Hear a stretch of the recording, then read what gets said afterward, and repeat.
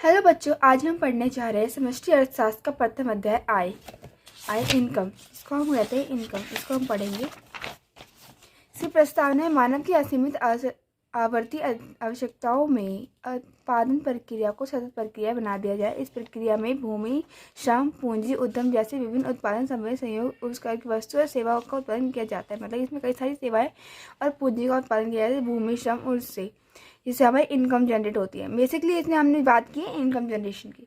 तो आय के चक्रीय प्रभाव का अर्थ, इसके अभिप्राय उत्पादन क्रियाओं के आय का सृजन, उत्पादन के साधनों के बीच इसका वितरण और अंत फार्म द्वारा उत्पादित वस्तु और सेवाओं का उपभोग व्यय के रूप में परिवार क्षेत्र के फॉर्म की तरह प्रवाहित चक्र है। जैसे कि हम कह सकते हैं कि आय जो है, आय का चक्रीय प्रवाह जिसको हम बोलते हैं सर्कुलर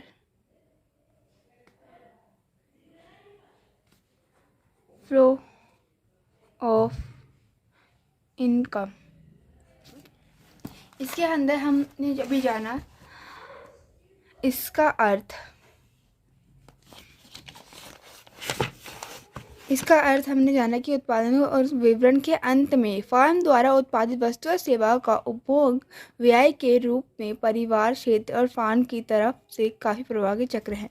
मतलब इनकम का आना, इनकम का जाना, फ्लो ऑफ इनकम का स्टेटमेंट है।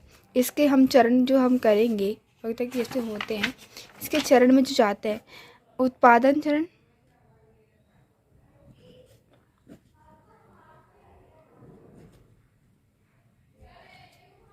जिसको आय का सृजन भी कहा जाता है।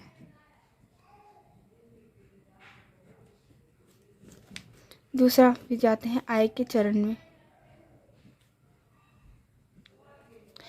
प्रथम आय का चरण होता है उत्पादन,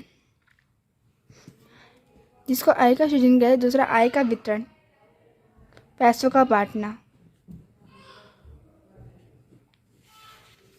फिर व्यय का चरण, आय का व्यय, फिर खर्चा करना।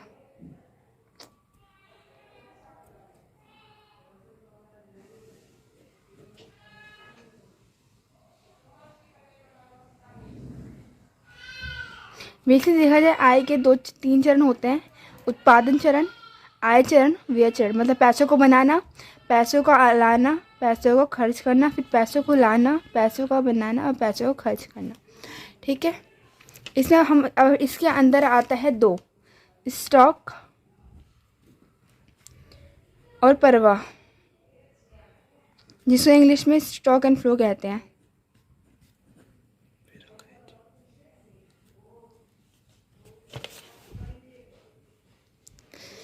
स्टॉक का मतलब माना जाता है जैसे पैसे हमारी जेब में है। माना एक इंसान है, उसकी जेब में पैसे हैं माना, तो वो एक समय एक निश्चित स्थान पर स्थिर पैसा है।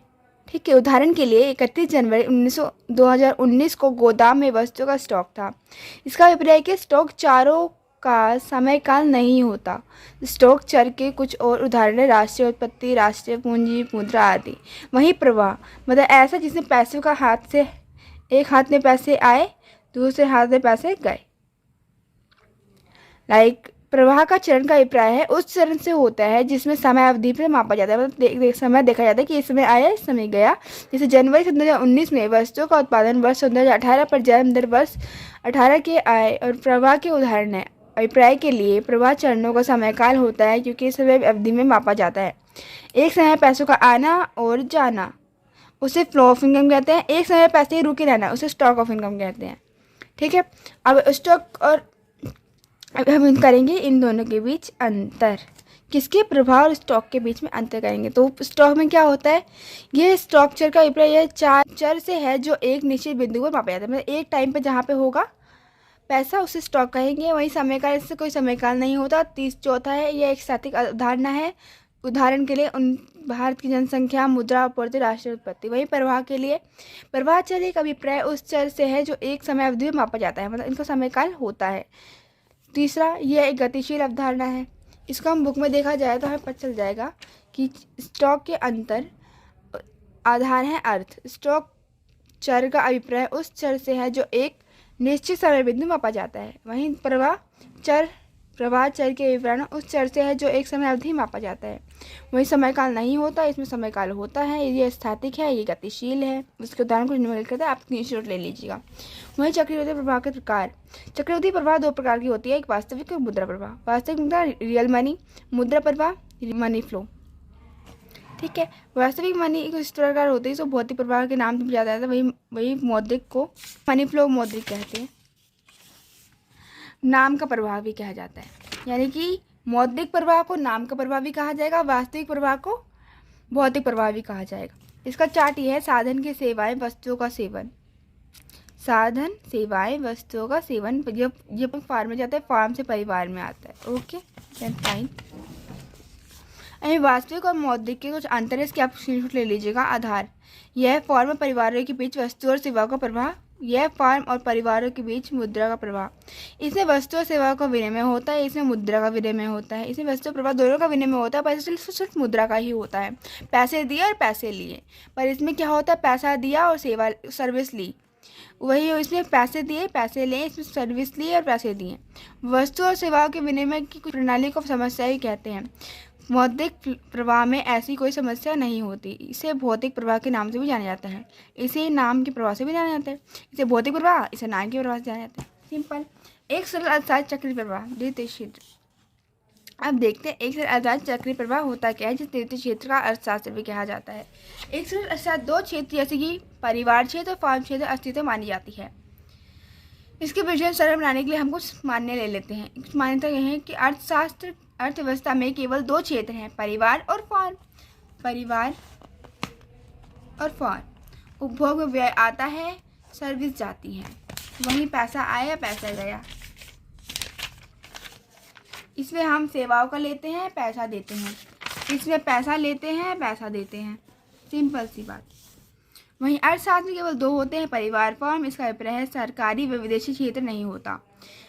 परिवार क्षेत्र साधन सेवाएं केवल फॉर्म में होती है और केवल फॉर्म क्षेत्र की साधन की सेवाएं प्राप्त करती है। फॉर्म वस्तुओं और सेवाओं का उत्पादन करती हैं और इससे हमारे सारे उत्पादन को परिवार के बीच देती है। परिवार अपनी सेवाओं के लिए साधन आय प्राप्त करता है और सारी राशि वस्तु और सेवाओं का उपयोग व्यय करता है। अर्थशास्त्र में कोई बचत नहीं है, अर्थात ना तो परिवार अपनी आय बचा जाता है और ना ही लाभ कुछ बनती है। दो क्षेत्र अर्थशास्त्र चक्र समझा जा सकता है कि साधन सेवाएं, उपभोग सेवाएं। साधन सेवाएं फॉर्म को दी, उपभोग व्यय फॉर्म को दिया। वहीं फॉर्म ने साधन दिए, वस्तु और सेवाओं का उत्पादन किया। ठीक है, सिंपल चक्र ये था। इस अवसर चक्र का निष्कर्ष ये निकल के आता है, कुल उत्पाद का अर्थ है कुल उपभोग। वहीं साधन का जितना भुगतान होगा, साधन का उतना ही आय होगा। उपभोग जितना व्यय करेगा उतने ही साधन को मिलेगा उसे। वास्तविक प्रवाह इक्वल्स टू मौद्रिक प्रवाह। यह था समष्टि अर्थशास्त्र का प्रथम अध्याय, आय इनकम। अगले वीडियो पाने के लिए हमें लाइक एंड सब्सक्राइब करें, ताकि हमारा उत्साह बढ़े और हम अच्छी से अच्छी वीडियो प्रोवाइड कर सकें। Thank you so much.